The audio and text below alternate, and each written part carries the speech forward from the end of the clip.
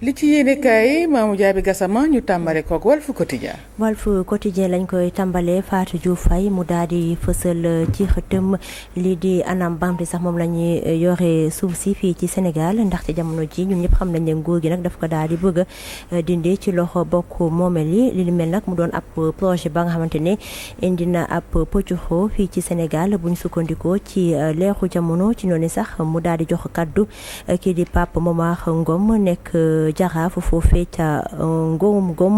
mu kooki nee na sax ni boobule mesure nag dana indi ay blocage si gox-goxaat yi waaye tamit Kader Fanta Ngom xam-xam màcc ci wàllub décentralisation ak ci wàllub suuf moom it yéey na ci yàbbi ndaxte nee na bi lépp proposition ci lu ñeel wàllub suuf si nag amut solo benn yoon dañuy desandi ba tey ak Walf Quotidien di leeru jamono nag daal di wax ne ci wàllub fitna bi ñu nemmeeku ci wàllub politique bi kii di Waly Diouf Bodian nag bokk ci parti Pastef moom nag jamono ji lu mu bëgg rek moo ñu daal di neenal parti APR ba tamit yéen kaay yi daana fësal ci xëtëm interprétation de la loi d'amnistie gëm sa bopp jamono ji dafa daal di meex ba futt ndaxte nee na nguur gi li mu bëgg a def tegu ko fenn. dañuy daal dem rek ci 24 heures. waaw 24 heures nag daal di ñëw addu ni kii di Diomaye ak Ousmane Sonko def nañu benn at ci donkaasu réew mi ci noonu sax nee nañu gis nañ nag ñu ngi ci yoonu moomee suñu bopp lii di jubbanti nag jamono ji nemmeeku nañ ko ci yorin bu sell gi ni ñu doxalee nguur gi waaye tamit nee nañ nag nemmeeku nañ ay jiixi jaaxa ci finance publique waaye tamit assemblée nationale ñi gis ne rek ñu ngi fay amal ay coppite ci wàllub institution bi ak it lii di reddition des comptes ñi daal di dem seeti benn xët. le témoin moom it daal di feelu 24 heures daal di wax ni duo Diomaye Sonko nag def nañ benn at ci nguur gi ñu ngi amal ay coppite yu mucc ayib waaye nag dese na leen li nga xamante ne wax nañ ko def ngir rek réew mi mun a suqaliku waaye tamit le témoin daal di fësal ci xëtam rek ni wàllub suuf si moom it jamono ji doon la nga xamante ne sax ñu ngi koy waxtaane fépp fii ci Sénégal le témoin tamit daal di fësal ci xëtam ni rek kujje politique bi amal nañu ak tuppi nemmeeku foofee ca Touba te waa woon ak Ceneba dem nañ seeti kilifa diine yi ñooñu nag ñu ngi woote jàmm ak salaam Fatou. ñëw ci le quotidien moom it daal di feelu suñu journal yooyu ne daal di fësal benn at régime Pastef Diomaye ak Sonko nag jamono ci ñoo ngi def seeni liggéey kii di Hamidou Anne nag daal di wax ci benn at doxalinu Diomaye ak Sonko nee na jamono ji nag mbir yi dafa daal di jiixi jaaxa dañoo ëlëm xamuñu mbir yi nuñ ko doxalee. ñëw ci source A. Source A moom it daan na wax ci président Bassirou Diomaye Diakhar Faye mi nga xamante ne def na benn at ci bopp réew mi ñu ne bilan bi nag am na ay jiixi jaaxa waaye tamit nee nañu diwoo Sonko ak Diomaye nag jot nañu wàññi njëgu dund gi lu ci mel ni ceeb bi suukar si ak mburu bi ba ci sax lii di diwlin waaye tamit nee nañu jot nañu annulé yenn suuf yi nga xam te mayee nañ ko woon te ñu jàpp ne sax tegut ci yoonu Fatou Diouf Faye. voilà ñu ñëw ci enquête moom it daal di fësal ci xëttam benn at magistère Diomaye Faye maanaam bi mu nekkee ci bopp réew mi nee nañ nag progrès yi maanaam jéego yi des na lool nee nañ sax lii di diplomatie bi nag nemmeeku nañ ci ab rupture waaye tamit audit finance publique bi ak it waxtaane nañu lii di contrat napp gi wàllub koom-koom yore ni na kii tolluwaayu réew mi dund gi lii di xëyu ndaw yi ak it anamam sax moom lañu joxe lii di yoon ba ci sax wérgu yaram ak li nga xam te moom mooy wàllu jàng ak jàngal mi mu doon ab tontu bu ñu wala sax mu doon ab question bu ñu samp ci seen xët bi leeral gi mi ngi ci biir yéenekaay gi. Rewmi Quotidien moom it daal di wax ci présidence Diomaye ne def na benn at ci réew mi bilan bi nag ñu ne jamono ji nguur gi nag moom mi ngi tàccul boppam waaye ñi nga xam te ñoom ñoo faree ca kujje politique ba ñoom nee nañu gisuñu seen bopp benn yoon ci anam bam sax moom la ñu doxalee réew mi. La Tribune moom it daal di wax rek ci loi amnistie bi nee na Pastef nag mi ngi woy rek di jaay yëfu dëggal bopp bañ a jox nopp benn yoon ñi nga xamante ne ñu ànduñu benn yoon ci loi ba nga sax moom la Amadou Ba bëgg a tëral fii ci Sénégal ci noonu tamit tribune daal di jox kaddu kii di lieutenant colonel mi nga xamante ne sax moom daal na ci wax nee na nag loi boobu nag nekkut li nga xamante ne sax moom moo gën ci réew mi ak it Pastef ndaxte nee na lii buñ ko defee rek day tax ñi daal di joxoñ baaram takkandeer yi maanaam force de défense et de sécurité te loolu nag nekkut lu baax fii ci mim réew. ñëw ci l'évidence voilà l'évidence. waaw l'évidence moom it daal di feerlu suñu naataangooy nekk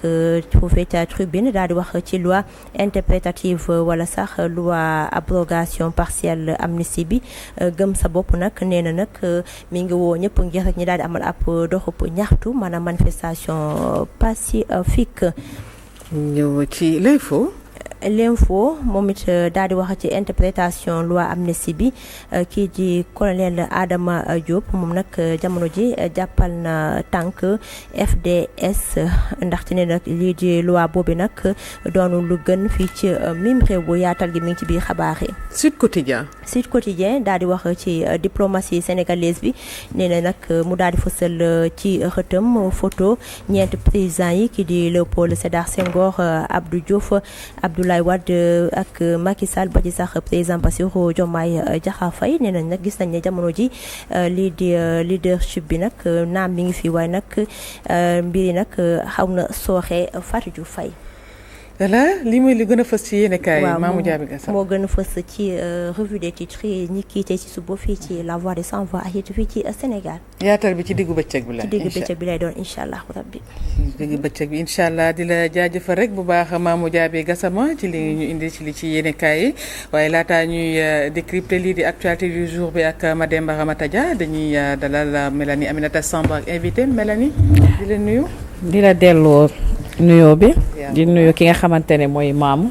di nuyu tamit doyen na mun naa la. ça fait un bail. ça va. di nuyu tamit sama invité di ko remercier ci présence am Fatou. voilà moom sax la ñuy nuyu sa invité. donc mën nañ ko Joseph Sambour ñu ngi lay nuyu Joseph. Oui, bonjour madame et bonjour à toutes les personnes qui sont aujourd'hui présentes sur ce plateau.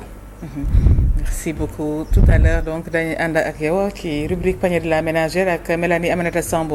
doyen gis nañ li gën a fës ci di ci yéenekaay tey bokk na ci bu Bassirou Diomaye Faye un an mu def ko ci pouvoir bi tey ñi ne bon bilan mais avec des failles am na ñoo xamante ne ci côté opposition bi nee nañ gisuñ dara loo xamante ne def nañ ko fi boobaak léegi waaye lu jëm ci wàllu retrait gestion foncière bi jëmale ko ci collectivité territoriale yi yooyu tamit wax nañ ko ñu ne c'est un projet qui fait donc qui di polémique qui fait polémique yooyu yëpp def nañ ko ci loi amnistie bi Pastef persiste dans la tromperie am nañ dem ba wax ko ci mbir moomule waaye gëm sa bopp bi plaider pour une manifestation pacifique xam naa bien évidemment dañuy tàmbale ak benn at bi nga xamante ne moom la fi Bassirou Diomaye Faye def ci nguur gi. waaw daaw ci heure bi 24 mars nit ñee ngi heure bi ñëpp a ngi yëngatu wax kan mooy gagné kan mooy ñi nekk ci bureau seetlu woon nañ naan bis boobu mag ñi dañoo teel a xëy dem voté ji nit ñi di amoon jeexi jaaxa ndax dina am taux de participation bu élevé wala yooyu mais xale yi nag ci ngoon gi lañ ñëw en masse di jënti mbir mi léegi nag 24 mars buñ ko tuddee sama xel day dem ci Mansour Mbaye mi daan wax l'histoire retiendra. Effectivement l'histoire a retenu. Qu'est-ce que l'histoire a retenu? L'histoire a retenu que ça a été une élection inédite qui a consacré un président inédit. Élection bi lan moo tax mu inédite dañoo dem bay tijji campagne électorale bi ku ñuy wax président Macky Sall reporter élection yi loolu musul am dans l'histoire du Sénégal. Heureusement conseil constitutionnel bi amoon na taxawaay boo xam ne bii fexe na ba affaire yi mujj am malgré que am na tuuti décalage ñu def ko parce que c'était une élection qui devait se tenir le 21 février ñu def ko le 24 mars. léegi foofu aussi kan moo jël réew mi ki jël réew mi ngi tudd président Bassirou Diomaye Faye moom dafa jóge prison def 10 jours ñëw jël ndam li foofu tamit amoon na beneen mbir bu fi nekkoon amoon slogan boo xam ne moo dajale woon ñëpp mooy Diomaye mooy Sonko Sonko mooy Diomaye ci slogan boobu la ñu surfé ba yàlla may leen réew mi léegi nag beneen inédit bi aussi mooy c'est un jeune président parce que dans l'histoire du Sénégal mosoo gis président bu am 44 ans moom moo ko njëkk a def fii beneen mbir bi aussi mooy score bi mu am score boobu 54 nangam %. En tant que opposant nga gagné au premier tour kooku tamit mos sa am sunum réew donc yooyu yëpp boo ko dajalee nag moo lay won ne Sénégalais yi dañoo amoon benn soif de changement dañoo bëggoon seen réew li fi nekkoon dootu fi am léegi nag ci kaw loolu nag la ñu fale ñi falin bu rafet wax dëgg yàlla donc leen réew mi ne am ci ñoom yaakaar ju rëy parce que l'individu ne vit que d'espoir te dañoo demoon ba Sénégalais yu bari ci ñun ils avaient fait le deuil de leurs espérances seen yaakaar yëpp la ñu gasoon suul ko parce que defe nañ dootuñu dem sans compter aussi régime bi fi nekkoon 12 ans yu mu def 12 ans yu metti ci Sénégalais yi li ci gën a doy waar mooy dañ doon jàpp ay nit di tëj plus de 1000 prisonniers sans compter aussi pression bi leen doon teg demoon nañu ba préfet yi ak sous-préfet yi benn verbe rek lañ jàngoon di ko conjuguer mooy le verbe interdire manifestation bu ñëw ñu ne la interdiction finalement dañoo dem ba réew mi kenn heureusement nag le peuple est à féliciter peuple boobu nag moo taxaw moo ne man fii laa bëgg direction bi laa bëgg sama ñëpp parce que le peuple est souverain ñu takku nag taxaw ne fii la ñu bëgg seen réew jëm seen réew nag ñu jox ko ñii léegi bi leen ko joxe ni ñii nañu ñun am nañu seeni solution ñoom loolu la xam nga un projet politique boo gis lan mooy essence bi mooy un projet politique dafay révélo dalay yaakaarloo léegi nag ñii ñëw ñu yaakaar li njëkk a def nag mooy def assise de la justice parce que dañoo demoon ba sunum réew justice bi dafa nërmelu ba nga xam ne citoyen bi amatul confiance au justicier maanaam ñuy dogal justice bi amatuñu confiance à la justice donc réew moom day compliqué parce que àddina bu la ci naxaan justice dañ ko soxla même sàcc yi bu ñu sàccee ba pare il faut ñu jéem a instaurer la justice comment mooy ku nekk dañuy seet li nga war a am ñu jox la même boo leen sàccee dajaloo ba pare te ngeen ne non il faut qu'on instaure la justice moo tax justice c'est le socle de tout développement justice sociale daf baax ci réew moo lay permettre léegi ñu def ay assises de la justice jëloon nag ay décisions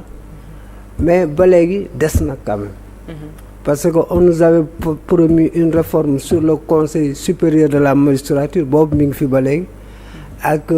un juge des référés boo xam ne da lay permettre un juge de liberté boo xam ne da lay permettre citoyen bi buñ ko naree yóbbu kaso wala ñu def ko mandat de dépôt mu taxaw interférer ne non lii jaru ko mais yooyu yëpp ñu ngi koy xaar beneen mbir bi aussi on nous avait promis la rationalisation des dépenses rationalisation des dépenses def nañ ci benn jéego mooy lan mooy dissoudre nañ ñetti institution ñaari conseil ñaar sax plutôt conseil économique social et environnemental ak HCCT léegi nag li ci des mooy seen train de vie ba léegi foofu des na lu bari parce que non seulement les agents sont pléthoriques sans compter aussi le ministre de 2025 pour le moment ba fii ñuy waxe nii 24 mars bi n'est pas différent du ministre de 2024 sous l'ère Macky Sall donc à ce niveau aussi war nañ ci def ay jéego. mais annoncé nañ ci. bari ñu ci war a def ci waaw moo tax ma ne la war nañ ci def ay jéego. nañ ci def ay jéego nee nañ dina réduire train de vie bi. nous on attend. dina réduire aussi jéem a rationaliser les essences. aussi on attend. nañ fexe aussi ba diminuer certains salaires là-bas aussi on attend. il y a un catalogue de bonnes intentions qui est là, oui. Ça c'est vrai, mais ce catalogue-là gagnerait à être matérialisé. Nañ ko teg ci table léegi nag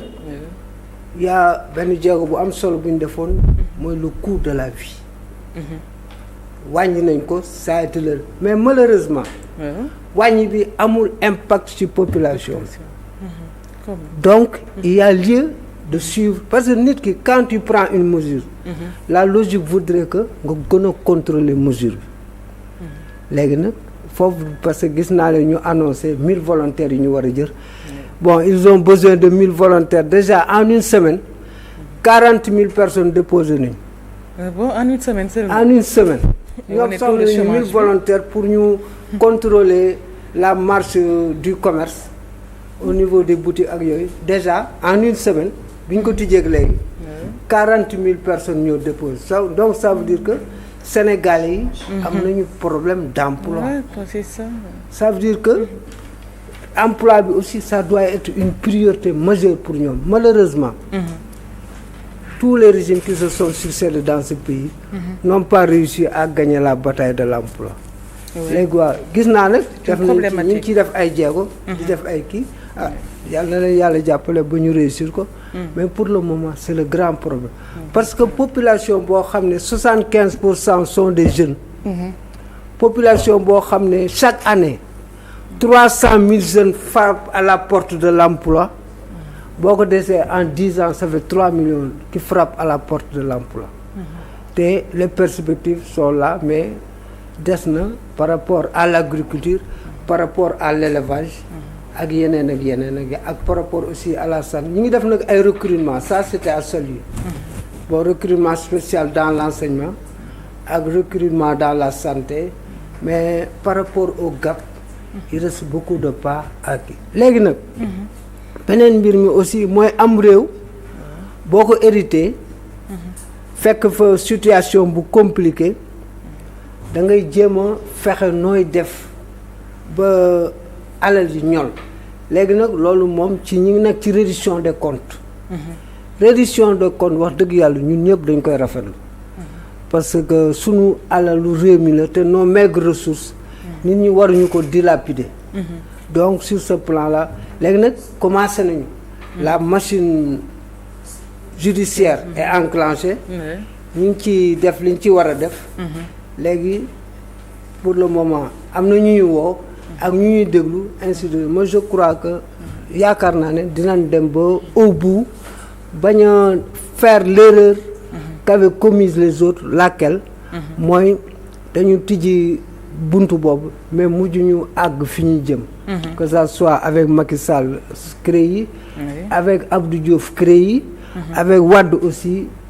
ça la traque des biens mal acquis donc yooyu yëpp en tout cas les choses sont là il y a des réformes qui sont envisagées bon bu réforme mooy s'ils arrivent à bout dina baax mais léegi daal li 1 an c'est rien par rapport à un mandat mais c'est aussi quelque chose léegi nag il leur reste 4 ans 4 ans d'ici 5 ans parce que le plan quinquennal bi ñu prévoir ñoom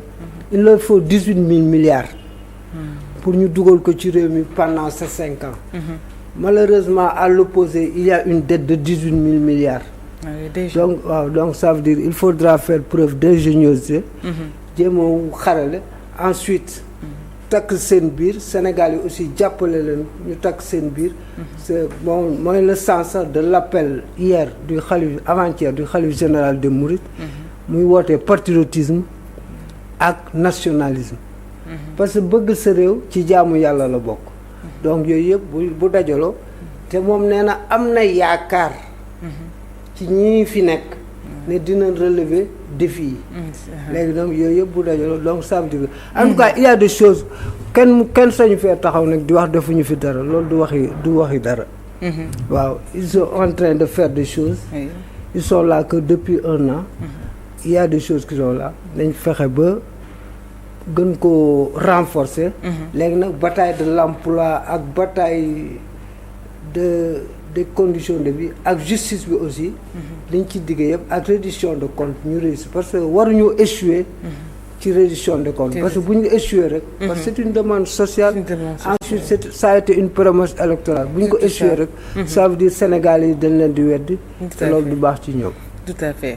xam naa nañ ñëwaat ci yeneen point yi. waaw baa ñu xoj rek. waaw incha allahu rabbi bëggoon nañoo wax ci retrait de la gestion foncière des collectivités territoriales en résumé. waaw wax ci tuuti rek. waaw si. léegi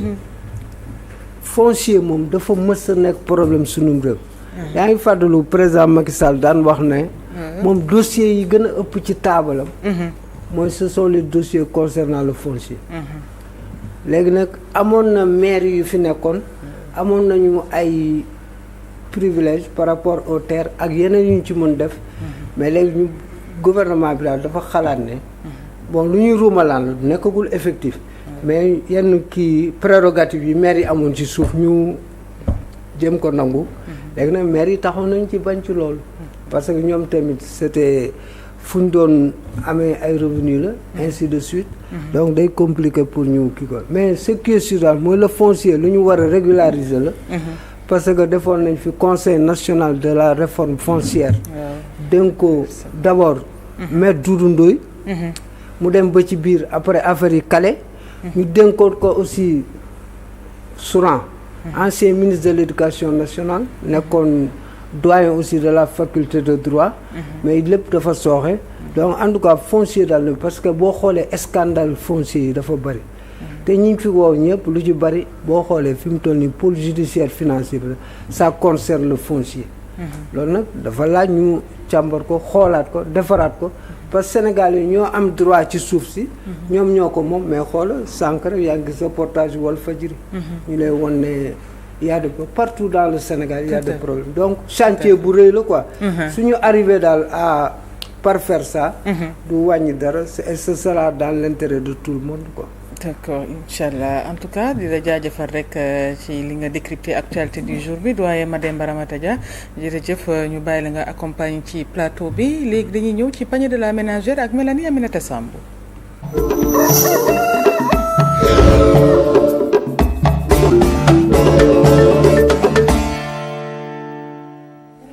Aminata Sambou ñu bàyyi la ak sa invité ngeen di gis nañ tey moom plateau bi moom liggéey moom saf na